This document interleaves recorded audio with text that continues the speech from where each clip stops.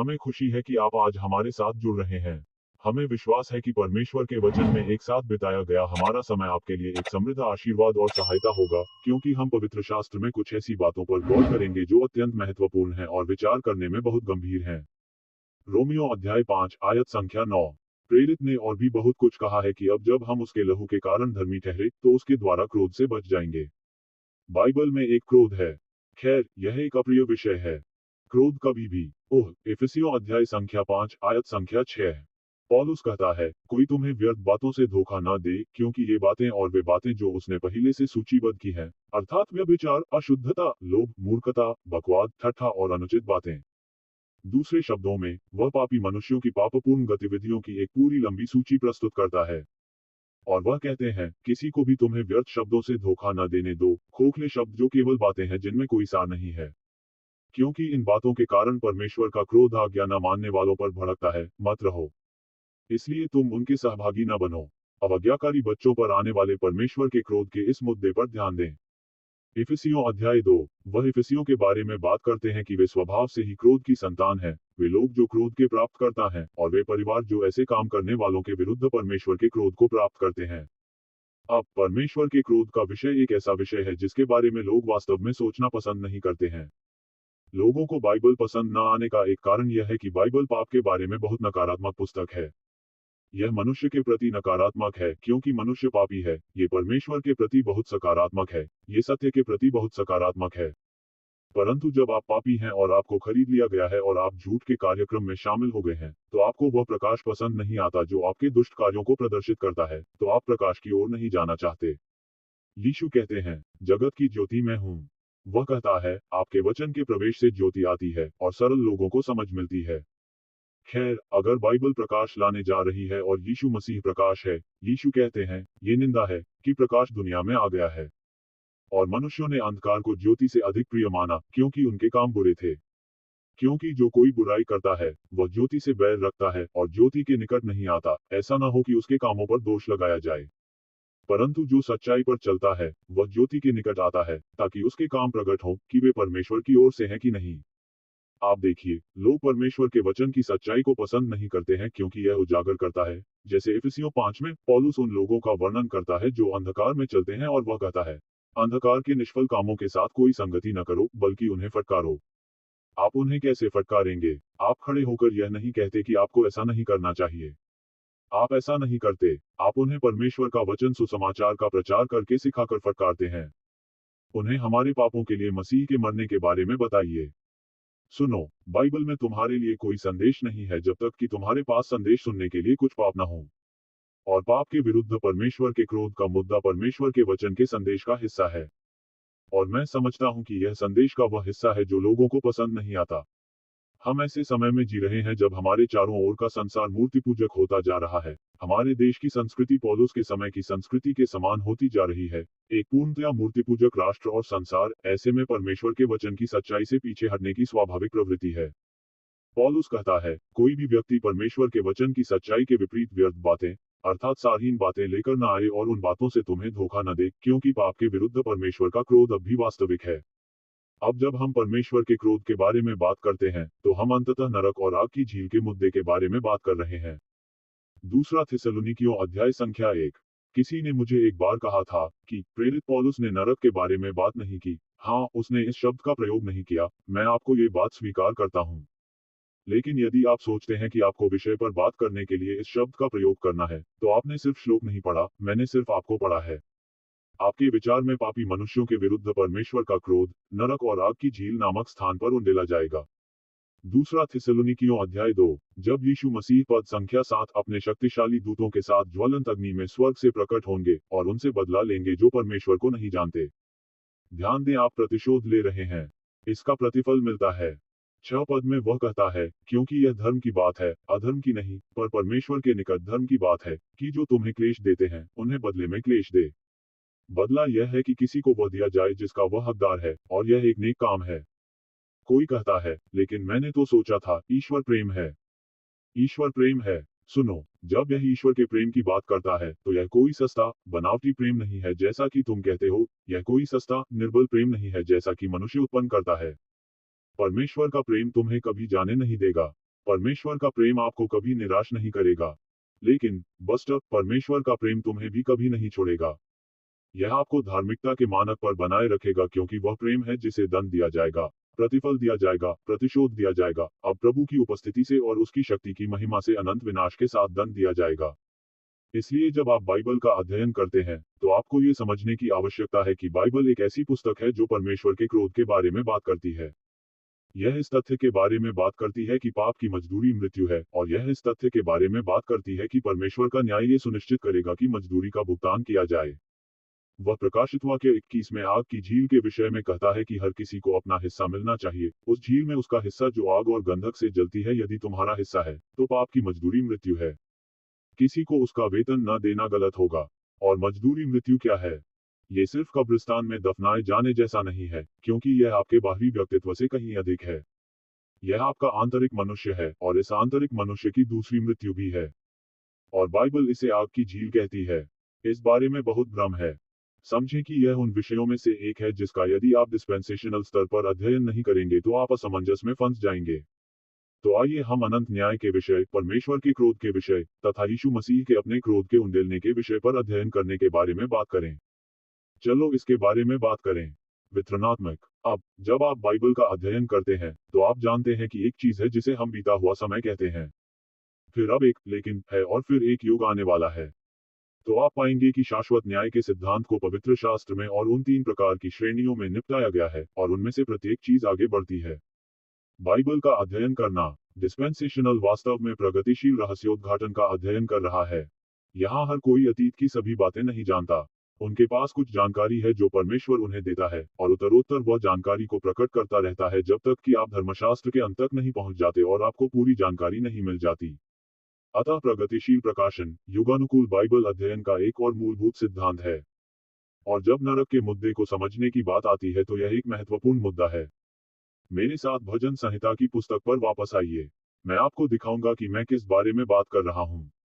भजन अध्याय संख्या 9 आयत 1 है जिसे उपदेशक उद्धृत करना पसंद करते हैं, और भजन 16 वह आयत है जिसे कोई भी उद्धृत करना पसंद नहीं करता।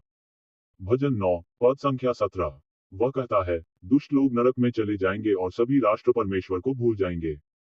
तो फिर दुष्टों और जो लोग परमेश्वर को भूल जाते हैं उनका क्या होता है? वे नरक में बदल गए हैं।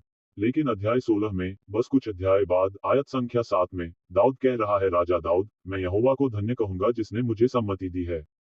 रात के समय भी मेरी अंतड़ियां मुझे शिक्षा देती हैं। मैंने यहोवा को सदैव अपने सम्मुख रखा है, क्योंकि वह मेरा धर्म है। वह मेरे दाहिने हाथ पर है, मैं हिलूंगा नहीं। इसलिए मेरा हृदय आनंदित है और मेरी महिमा आनंदित है। मेरा शरीर भी आशा में विश्राम करेगा।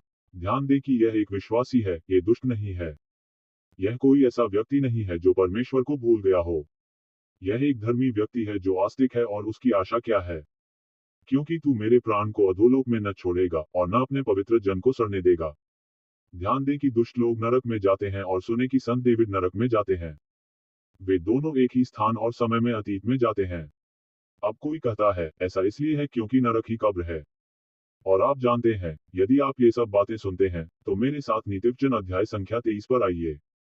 पुराने नियम को हिब्रू भाषा में लिखा गया है, और हिब्रू भाषा में नरक के लिए सामान्यतः शीओल शब्द का अनुवाद किया जाता है। नए नियम में यूनानी भाषा में इस शब्द का अर्थ हैडीस है। आज आपके पास ऐसी बाइबलें हैं जिनमें नरक शब्द का प्रयोग नहीं होगा। आप पूल हॉल से बाहर निकल जाइए। आप टॉम को समाचारों को टी.वी. पर या टी.वी. कार्यक्रमों को सुनते हैं और वे यही कहते रहते हैं कि यह नरक है, वह नरक है, यह नरक है। अगली बात यह है कि यह नरक है। वे यह नहीं कह रहे हैं कि ओह हैडीस, तुम अपने पैर के अंगूठे पर एक पत्थर गिरा दो, तुम ऊपर नीचे नहीं कूदते, अपने पैर के अंगूठे को पकड़ते नहीं और कहते हैं, ओह हैडीस, तुम क्या कहते हो? तुम्हें मालूम है तुम क्या कहते हो? आप नरक कहते हैं, क्योंकि अंग्रेजी भाषा में हम इसी शब्द का प्रयोग करते हैं। लेकिन ये सभी फीतेदार पैंट पहने हुए लोग जो बाइबल का पुनः अनुवाद करने की कोशिश में इधर उधर भागते रहते हैं ताकि इसे सभी के लिए स्वीकार्य बनाया जा सके, बजाय इसके कि वे इस बात की चिंता करें कि परमेश्वर ने क्या कहा। वे इस बात से चिंतित हैं कि परमेश्वर ने जो कहा उसके बारे में लोग क्या सोचेंगे। सुनो, परमेश्वर ने कहा, तुम मेरा वचन भेजो, ये शून्य नहीं लौटेगा। मैं इसे जिस काम के लिए भेजूंगा यह उसे पूरा करेगा। आपको इसे अलग बनाने की कोशिश करने की जरूरत नहीं है, लेकिन इसे हल्का करने, प्रभाव को कम करने की कोशिश करें। लोग नरक शब्द को हटाकर उसके स्थान पर अधोलोक शब्द रखना चाहते हैं। आप बाइबल देखते हैं और प्रचारकों को हमेशा अधोलोक के बारे में बात करते हुए सुनते हैं। आप एक कमजोर व्यक्ति की बात सुन रहे हैं। अब मैं नहीं हूं। कोई कहता है, अच्छा भाई, तुम तो इसमें बुरे हो। मैं आपके साथ कोई रवैया अपनाने की कोशिश नहीं कर रहा हूं। मैं बस आपको कुछ बताने की कोशिश कर रहा हूं और इसे इतना स्पष्ट करना चाहता हूं कि जब आप इसे सुनेंगे तो यह आपके लिए समझ में आ जाएगा। आप समझ रहे हैं कि मैं क्या कहना चाह रहा हूं। आप आना चाहते हैं और मैं आपको बाहर ले जाऊंगा, आपके लिए दोपहर का भोजन तैयार करूंगा और आपके साथ अच्छा व्यवहार करूंगा। एक साथ अच्छा समय बिताओ। P low. डॉक्टर काली मिर्च, एक चांद पाई खाओ। लेकिन जब हम इस विषय पर बात कर रहे हैं तो हमारे पास इसके साथ खिलवाड़ करने का समय नहीं है। और किसी को आपको ये तथ्य बताने की जरूरत है कि नरक, नरक शब्द का अर्थ ही नरक है। और यह कब्र नहीं है। शियोल और हैती की तरह नरक शब्द भी उस स्थान को संदर्भित करता है जहां मृतक जाते हैं। और हम कब्र की बात नहीं कर रहे हैं। इसमें लिखा है, तुम मेरी आत्मा को नहीं छोड़ोगे। यह आपका हिस्सा है। वह निर्जीव आंतरिक मनुष्य है। आपका शरीर कब्र में जाता है लेकिन आपकी आत्मा नरक में जाती है। अब मुझे कैसे पता? शियोल, अधोलोक और नरक कब्र नहीं है। उदाहरण के लिए, मत्ती नीतिवचन 23 आयत 14 में माता पिता द्वारा अपने बच्चे को सुधारने के बारे में बात की गई है। तू उसे छड़ी से मारेगा और उसकी आत्मा को नरक से बचाएगा। मैं एक पिता हूँ। मैंने 3 लड़कों का पालन पोषण किया, 3 लड़के। अब वे बड़े हो गए हैं, उनके बच्चे हैं, पोते पोतियां हैं। मैं आपको बता सकता हूँ कि मैं अपने बच्चों को कोड़े मारता हूँ। शारीरिक दंड, हमने उन्हें छड़ी से नहीं पीटा, लेकिन हमने उन्हें दंडित किया। और मैंने ऐसा कभी नहीं किया क्योंकि मैंने सोचा था कि मैं उन्हें कब्र से बाहर रखूंगा, क्योंकि मेरे तीनों लड़कों को एक दिन मरना तय है। मेरे बच्चों, उन्होंने अपने बच्चों को अनुशासित किया। हम ऐसा उन्हें मरने से बचाने या कब्र में जाने से रोकने के इरादे से नहीं करते। कहावतें यह नहीं कहती कि यदि आप अपने बच्चे को अनुशासन सिखाएंगे तो वह कब्र में नहीं जाएगा। इसमें कहा गया था, तुम उसकी आत्मा को नरक से मुक्ति दिलाओगे। वह कब्र नहीं है। और आप ये बात आयत को व्यवहारिक रूप से पढ़ने से ही जान जाते हैं, और जैसे ही आप आयत को पढ़ते हैं, आपको पता चल जाता है कि यह कब्र नहीं है। आप जानते हैं कि यह उससे भी बड़ी बात है, क्योंकि आप अपने बच्चे को अपनी इच्छानुसार ऊपर, नीचे और स्टंप के चारों ओर अनुशासित कर सकते हैं। और यदि प्रभु के आने पर वे जीवित नहीं होंगे तो मृत्यु उन्हें अवश्य ही प्राप्त होगी। अतः बाइबल में नरक का अर्थ कब्र नहीं है। नरक वह स्थान है जहां दिवंगत लोगों की आत्माएं जाती हैं। तो फिर ऐसा कैसे हुआ कि अतीत में यहाँ ऐसी स्थिति थी कि वाल्श लोग और बचाए गए लोग एक ही स्थान पर जा सकते थे? खैर, अगर आप मेरे साथ लूका अध्याय 16 पर जाएं, तो आप लूका अध्याय 16 में इसका एक उदाहरण देखेंगे। यीशु मसीह लाजर नामक एक व्यक्ति के बारे में बताते हैं और लूका 16 आयत संख्या 19। परंतु एक धनवान मनुष्य था जो बैंजनी कपड़े और सुंदर मलमल पहनता था और प्रतिदिन शान शौकत से जीवन व्यतीत करता था। और लाजर नाम का एक कंगाल घावों से भरा हुआ उसकी डेवरी पर बैठा करता था और चाहता था कि धनवान की मेज से गिरे टुकड़ों से अपना पेट भरे। इसके अलावा जब कुत्ते आए और उसके घावों को चाटने लगे, और ऐसा हुआ कि वह भिखारी मर गया और स्वर्गदूतों ने उसे उठाकर अब्राहम की गोद में रख दिया, और वह धनवान भी मर गया और उसे दफना दिया गया। और अधोलोक में उसने पीड़ा में पड़े हुए अपनी आंखें उठाई और कहा, अब्राहम दूर है और लाजर उसकी गोद में है। और उससे पुकार कर कहा, हे पिता अब्राहम, मुझ पर दया कर और लाजर को भेज, जो अपनी उंगली का सिरा पानी में डुबोकर मुझे पीड़ा पहुंचाए और मेरी जीभ को ठंडी करे, क्योंकि मैं इस ज्वाला में तड़प रहा हूँ। अब्राहम ने कहा, हे पुत्र, स्मरण रख कि तेरे जीवन में भलाई थी, तेरे अच्छे कर्म थे, और वैसे ही लाजर के भी बुरे कर्म थे। लेकिन अब उसे सांत्वना भी मिल रही है और पीड़ा भी। और इन सब बातों के अतिरिक्त हमारे और तुम्हारे बीच एक बड़ा अंतर है कि जो यहाँ से तुम्हारे पास जाना चाहें, वे न जा सकें, और न तुम्हारे पास से हमारे पास आ सकें। तो आपको एक तस्वीर मिल गई। यहाँ पृथ्वी के हृदय में पृथ्वी है। यहाँ एक और है, इसे यातना कहते हैं। यहाँ नीचे जो चीज है उसे नरक कहा जाता है। ये वह स्थान है जहाँ आत्माएं रहती हैं। एक भौतिक कार्बन 14 शरीर नहीं। ये वह स्थान है जहाँ एक व्यक्ति का आध्यात्मिक भाग एक ओर चला जाता है। इसे यातना कहते हैं। यहाँ दूसरे पक्ष को आराम कहा जाता है। इसका नाम है पैराडाइज सेव्ड। लोग वहां जाते हैं, खोए हुए लोग यहाँ आते हैं, बचाए हुए लोग वहां आते हैं, इन सबको नरक कहा जाता है। इसमें 2 डिब्बे हैं। बीच में एक ऐसी खाई है जहां यहाँ के लोग नहीं पहुंच सकते। वहां के लोग यहाँ नहीं आ सकते। एक बार वहां पहुंचने के बाद आप बाहर नहीं निकल सकते। जब यीशु मसीह कलवरी के क्रूस पर मरे तो उन्होंने अपने पास क्रूस पर लटके हुए चोर से कहा, आज तू मेरे साथ स्वर्ग में होगा। मत्ती अध्याय संख्या 12 आयत 40। वह कहता है कि जैसे योना 3 दिन और 3 रातें वेल के पेट में रहा था, वैसे ही मनुष्य का पुत्र भी 3 दिन और 3 रातें पृथ्वी के गर्भ में रहेगा। जब यीशु मसीह मरा तो उसने आपके पापों का भुगतान किया, आपके पापों पर परमेश्वर के क्रोध को उठाया। यहाँ रोया, ये खत्म हो गया है। सारा क्रोध, भुगतान हो गया। और वह यहाँ से स्वर्ग में चला जाता है और वह चोर भी उसके साथ यहाँ चला जाता है। प्रेरितों के काम अध्याय संख्या 2। भजन 16 को उद्धृत करते हुए पतरस कहता है कि परमेश्वर ने मसीहा से कहा, तुम्हारा आत्मा नहीं सड़ेगी, तुम्हारा शरीर सड़ेगा नहीं और तुम्हारा आत्मा को नरक में नहीं छोड़ा जाएगा। वह स्वर्ग में है, लेकिन उसे नरक कहा जाता है। वह वहां से पुनर्जीवित हो गया है। अतः समय के साथ आप बाइबल में ऐसे स्थान पाते हैं जहां संत नरक में जाते हैं और ऐसे स्थान जहां खोए हुए लोगों के विरुद्ध नीचे से नरक लाया जाता है, जैसे कि यशायाह 14 में मसीह विरोधी के विरुद्ध जब उस प्रकार की बात होती है। बेबीलोन का राजा, जब उस प्रकार की बात होती है तो ऐसा इसलिए होता है क्योंकि अतीत में खोए हुए और बचाए गए दोनों ही यहाँ पृथ्वी के हृदय में चले गए थे। एक और यातना है, एक और स्वर्ग है, लेकिन तब से स्वर्ग को तीसरे स्वर्ग में स्थानांतरित कर दिया गया है। यदि आप मेरे साथ इब्रानियों अध्याय 12 पर आएं, तो आपको याद होगा कि दूसरे कुरिन्थियों अध्याय 12 में पौलुस तीसरे स्वर्ग में उठा लिए जाने के बारे में बात करता है और वह स्वर्ग में उठा लिया गया। कुरिन्थियों अध्याय 12, इब्रानियों अध्याय 12 पद संख्या 22 के अनुसार स्वर्ग को यहाँ से तीसरे स्वर्ग में ले जाया गया था। लेकिन तुम सिय्योन पहाड़ के पास जीवते परमेश्वर के नगर स्वर्गीय यरूशलेम के पास, स्वर्गदूतों की असंख्य मंडली के पास और पहिलौठों की कलीसिया की साधारण सभा के पास जो स्वर्ग में लिखी हुई है, और परमेश्वर के पास जो सबका न्याय है, और सिद्ध किए गए धर्मी मनुष्यों की आत्माओं के पास और नई वाचा के मध्यस्थ यीशु के पास आते हो। ध्यान दे कि सिद्ध बनाए गए न्याय पुरुषों की भावना अब यहाँ नहीं है। वे कहाँ हैं? वे नए यरूशलेम में तीसरे स्वर्ग में हैं। तो अब में, लेकिन अब यहाँ नीचे नरक में कौन है? आज नरक में कोई नहीं है, केवल खोए हुए लोग हैं। इसीलिए यशायाह की पुस्तक कहती है, नरक ने अपना विस्तार कर लिया है। इसने यहाँ पूरी जगह घेर ली है। अब वहाँ केवल खोए हुए लोग हैं। तो मैं, लेकिन अब वहाँ केवल खोए हुए लोग ही बचे हैं। अब मैं इस चीज को फिर से यहाँ चित्रित करने जा रहा हूँ ताकि हम आने वाले युगों के बारे में बात कर सकें। जब एक खोया हुआ व्यक्ति अनुग्रह के प्रावधान में मरता है, तो वह मर जाता है और नरक में जाता है। जब एक बचाया हुआ व्यक्ति आज अनुग्रह के प्रावधान में मरता है, तो उसके साथ क्या होता है? आप शरीर से अनुपस्थित होने जा रहे हैं, प्रभु के साथ उपस्थित होने जा रहे हैं। यहाँ वापस, डेविड शरीर से अनुपस्थित है, वह यहाँ नीचे है। संतों का दिन, शरीर से अनुपस्थित, वह वहाँ ऊपर है। खोया हुआ आदमी समय अतीत, शरीर से अनुपस्थित, वह नरक में है, आज अपनी आंखें उठाता है। खोया हुआ आदमी, जब वह नरक में मरता है तो उसका क्या होता है? वह अपनी आंखें ऊपर उठाता है। आने वाले युगों के बारे में क्या? खैर, आने वाले युगों में भी आपको पीड़ा का सामना करना पड़ेगा। दरअसल, आने वाले युगों में यहाँ पूरी बात पीड़ा और है। यदि आप बुद्धि चाहते हैं, तो पीड़ाएं और इत्यादि हैं। आप 16 साल के दिखते हैं वगैरह। इसके बारे में बात करो। हमारे पास इस विषय पर विचार करने का समय नहीं है।